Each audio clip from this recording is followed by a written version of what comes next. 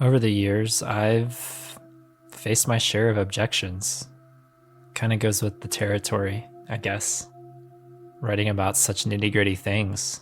Not quite a Christian or not quite a gay person. Some kind of hybrid human, hybrid believer. I don't feel like I fit neatly into either camp, as I'm sure many people in our community can relate with. Furthermore, as a writer, as a storyteller, someone who's put out books and blogs and podcasts, I hear from people who disagree with words I use. Going back to my first book where I used the F word to encapsulate the feelings that I was feeling at the time. I got some pushback on that, as if I could go back in time and unfeel those effing feelings that I felt, to tidy it up a bit for the present day, as if this was something I used to struggle with, and now I don't. Now I've overcome. And over the years, I've heard other objections as well, to using the gay label, to using SSA language. To some extent, I suppose I don't care. If my faith is grounded, if I feel God leading me to say something, I want to say it boldly, without any reservations. On the other hand, I'm also human. I don't want people objecting to what I say, to what I do. I want to be understood at all times. I want to be accepted at all times. And yet, I don't think that will ever fully be the case. Not anytime soon, anyway. Among the most compelling reasons why I follow Jesus is because he suffered too, faced constant objections to so many things he said and did. And it's a comfort 2,000 years later to model my life after a man who could hardly get 5 words out before someone was objecting. Someone who knew what it felt like to be misunderstood, to be maligned, and yet who stuck to the path, followed his calling, never gave up. Luke 11:54 describes a certain group of people that seem to pop up every other chapter throughout the Gospels.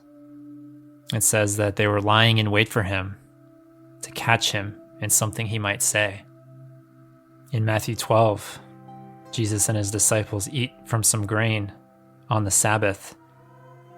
Verse 2 reads, "But when the Pharisees saw it, they said to him, 'Look, your disciples are doing what is not lawful to do on the Sabbath.'" Later in verse 10, a man comes to Jesus with a withered hand. This same group of Pharisees asked Jesus, "Is it lawful to heal on the Sabbath?" so that they might accuse him. Later in that same chapter, the people are amazed. They say among themselves, "Can this be the son of David?" But when the Pharisees heard it, in verse 24, they said, "It is only by Beelzebul, the prince of demons, that this man casts out demons."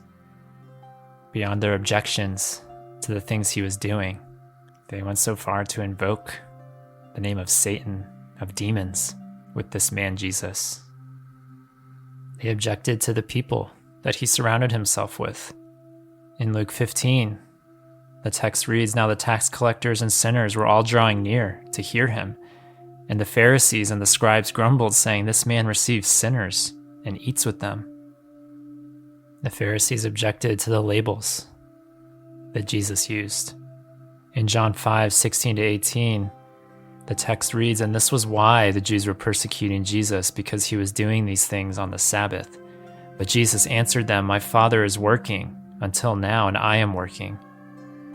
And this is why the Jews were seeking all the more to kill him, because not only was he breaking the Sabbath, but he was even calling God his own Father, making himself equal with God."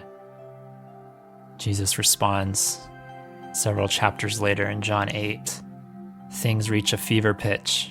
The objections, one after another, lobbed at Jesus as he stands his ground, as he says who he is. Verses 48 through 59 read as follows.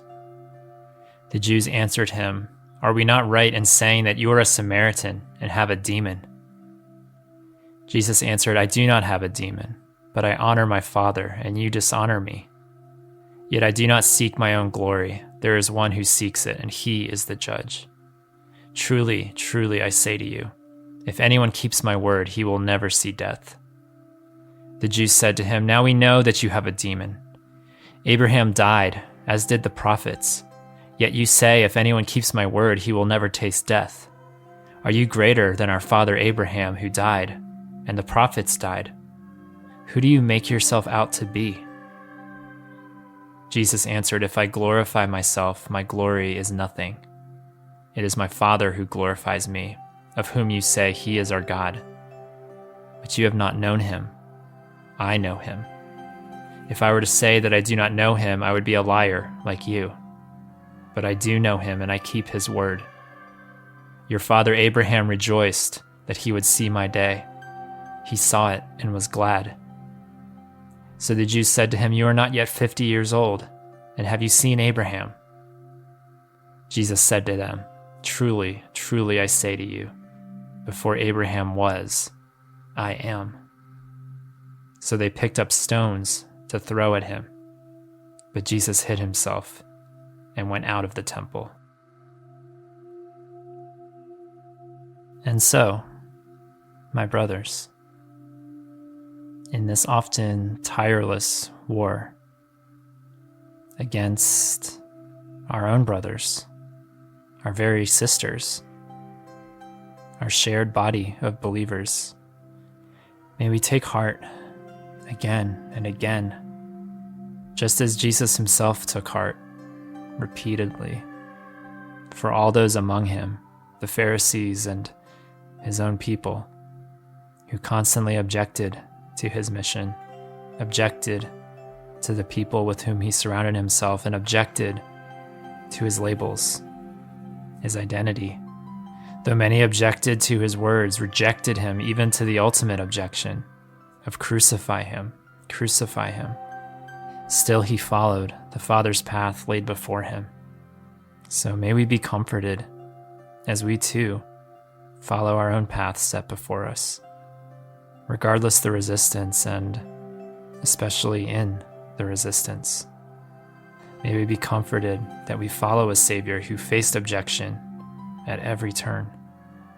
God grant us recovery from the wounds suffered amongst our own body, and not just recovery, but healing, deep healing. God grant us new outlooks and new motivations for people searching for him. God grant us new life as our path goes forward.